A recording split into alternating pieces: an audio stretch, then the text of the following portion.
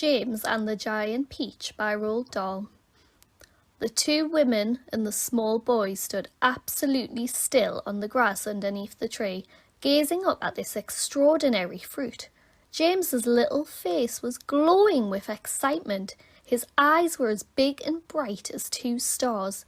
He could see the peach swelling larger and larger, as clearly as if it were a balloon being blown up.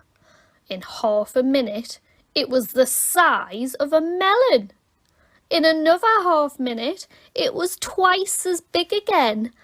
"Just look at it growing!" Aunt Spiker cried. "Will it ever stop?" Aunt Sponge shouted, waving her fat arms and starting to dance around in circles. And now it was so big it looked like an enormous butter-coloured pumpkin dangling from the top of the tree. "Get away from that tree trunk, you stupid boy!" Aunt Spiker yelled. "The slightest shake and I'm sure it'll fall off.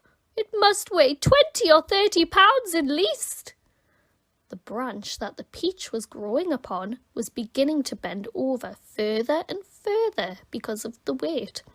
"Stand back!" Aunt Sponge shouted.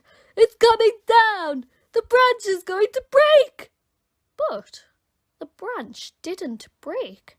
It simply bent over more and more as the peach got heavier and heavier.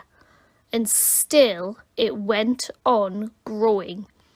In another minute, this mammoth fruit was as large and round and fat as Aunt Sponge herself, and probably just as heavy.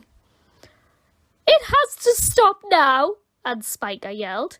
"It can't go on forever!" But it didn't stop.